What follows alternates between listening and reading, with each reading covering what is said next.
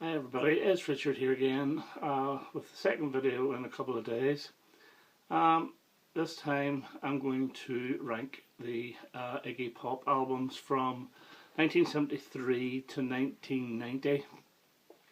I do have some of the CDs past 1990, but if I'm being honest with myself, I bought them, played them, never played them again, and really my interest in Iggy Pop kind of left me, to be honest with you. So I know there's some half decent stuff, like American Caesar is apparently a good album, played it, bits and pieces alike, but I can't put it in the ranking because I don't know it well enough. Avenue B, I remember actually getting that and unable to get through the whole of the album. I thought it was absolutely tripe, but anyway, this is from 73 to 90. Now, I will openly admit that I got into Iggy Pop, like the vast majority of people, through David Bowie. It's the same with Lou Reed as well. I got into him through David Bowie. And the first Iggy Pop album I bought was a live album. It's this one here called TVI, which Bowie actually features on. He went on tour with Iggy for the first half of this tour, playing keyboards. And when I first heard this, I thought this was the weirdest thing I've ever heard in my life. I thought it was actually a bit of a mess, but I stuck with it. I actually do like this album now. This is where I first heard songs like Lust for Life and Fun Time and I Got It Right, and the title track is great, TVI. So I won't be including this. I just wanted to show you this was the first that I actually got. So ranking these, there's 11 albums, and as I say, 73 to 1990, and the number 11 for me is Instinct. This is from 1988, and this is like a heavy metal album, to be quite honest with you. It's okay if you like heavy metal or really heavy rock. Steve Jones is all over this. I really like Steve Jones. He does this radio show on YouTube, and he's turned into a bit of a national treasure, so he has. But Cold Metal, great song, is the single off this.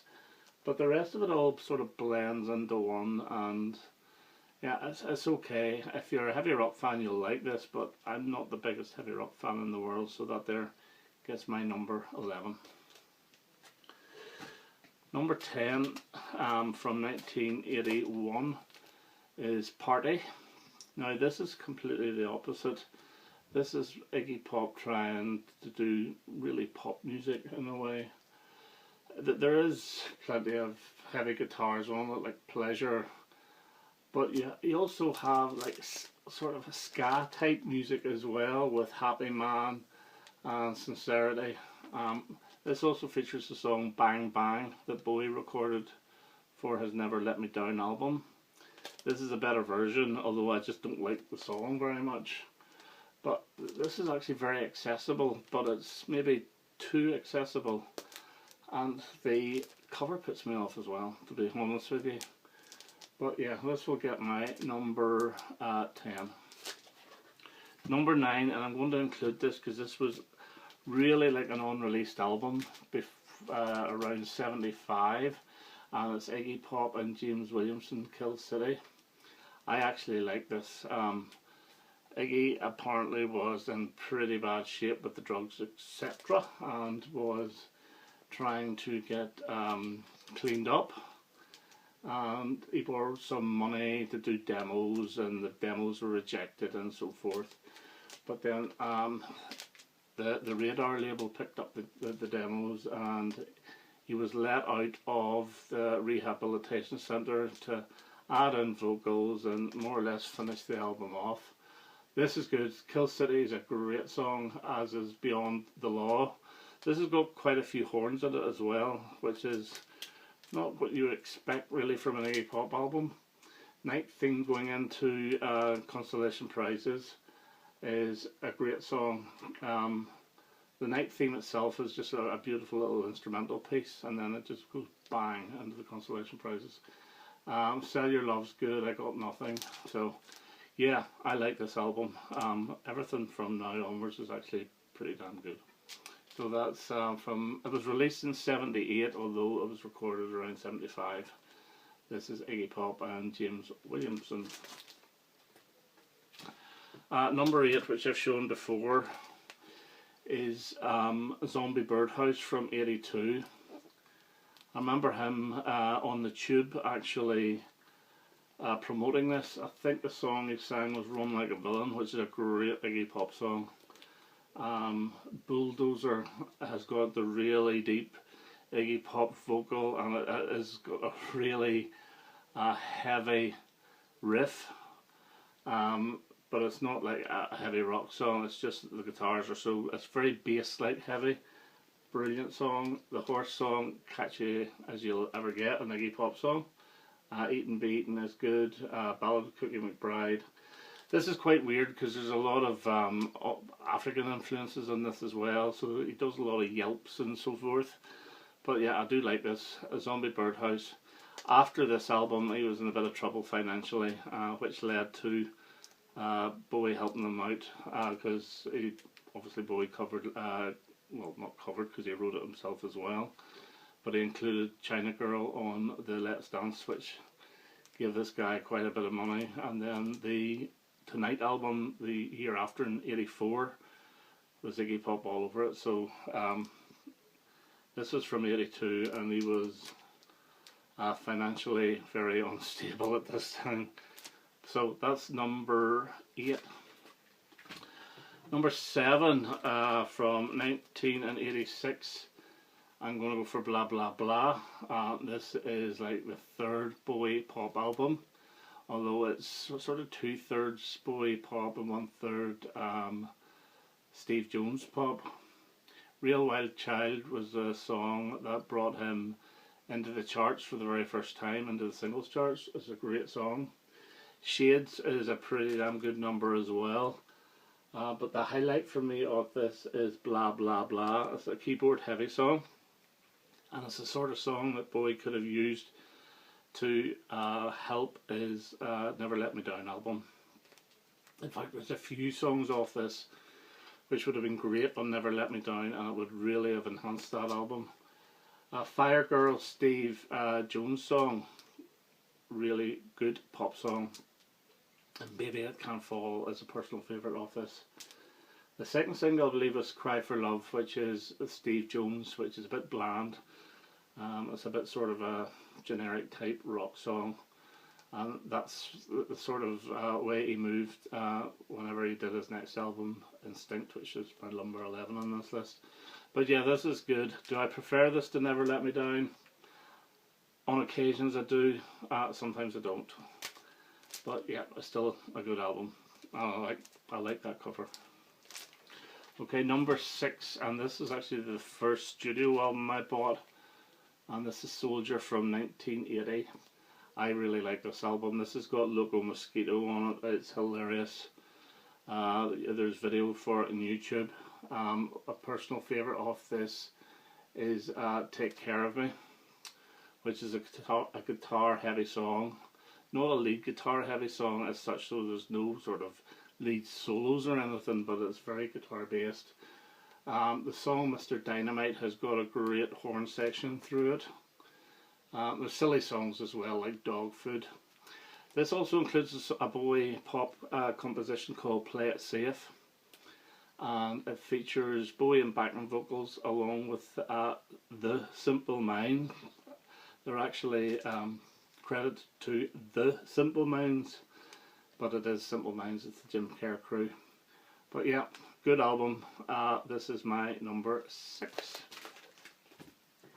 Number 5, and what a cover. This is Brick by Brick by released in 1990.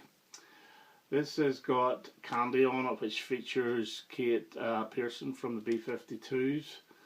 Moonlight Lady is a wonderful song. The Undefeated is like an acoustic number, which is great to hear Iggy Pop do an acoustic song. Home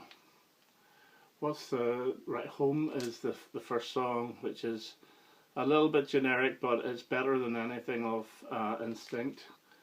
But the song for me on this is Living on the Edge of the Night, which is a really, really strong song. If you bought the 12-inch version of it, it was really good value, because I think you got something like Lust for Life and The Passenger on it as well, two of his greatest ever songs. But yeah, I do enjoy this. This is probably the last Iggy Pop album really that I'm interested in. The only thing I will say about it is 1990 is start the CD age, and it's maybe a little bit too long. In this case, I would have liked a couple of songs knocked off this on the vinyl, and it would have made it even better. But this is number 5. Number 4, and most of the fans' favourites, is actually by Iggy and the Stooges, and this is Raw Power. This is mixed by David Bowie. It's got the absolutely brilliant Search and Destroy, the absolutely brilliant Your Pretty Face Is Going to Hell, along with Shake Appeal, Death Trip, Raw Power. It's a really strong album. It's very trebly in the mix, and it was everyone always called out for a remix of this, and they did. And I think it was remixed by, it was either Bruce Dickinson or the guy from Def Leppard, Joe Elliott, I can't remember which one, and it makes it a little bit more bass heavy. Now, people say that that mix is crap and this is the one to go for, but although I'm the biggest Bowie fan in the world, well, I'm not, but I think I am, I still think the other mix is slightly better, because I still think this is a little bit too tinny, but it's still an excellent album. I like the back cover as well. I think I should really be showing these back covers. But anyway, this is Raw Power, and most people's favourites. This has gone down as a classic, but it still just fails to make my top 3. Number 3, and I would probably put this as the second worst cover, I mentioned this before, is Lust for Life. It's a really good album. Lust for Life is such a classic song. Again, 2/3 of this is co-written by David Bowie. This is released in 1977. 16, I absolutely love. That's just a pop on its own. No collaboration at all. The Passenger is co-written by Ricky Gardner, which is probably the second most popular song on this. Success was the single, co-written by David Bowie. Love it. As Tonight, which obviously Bowie used for the Tonight album. Neighbourhood Threat on here, I find difficult. I do prefer David Bowie's version on his Tonight album, but still, it's pretty good. Some Weird Sin's great. Turn Blue is, again, it's a slow burner. It takes you a while to get into it. But yeah, I love this album. I just do not like that cover. As I say, it's just, it doesn't look, well, it is Iggy Pop, but he's, as I say, it's as if it's like a portrait that's been taken for him, but I don't know, don't like it. But anyway, that's my number 3.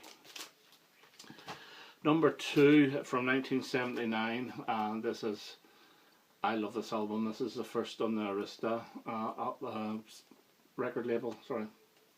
And this is New Values. Tell Me a Story is a fantastic opener. I call this his new wave album. It features Girls and I'm Bored, which are two very similar sounding songs, but they're both very, very good. New Values is a great number, and the song Don't Look Down, again, Bowie recorded that for his Tonight album.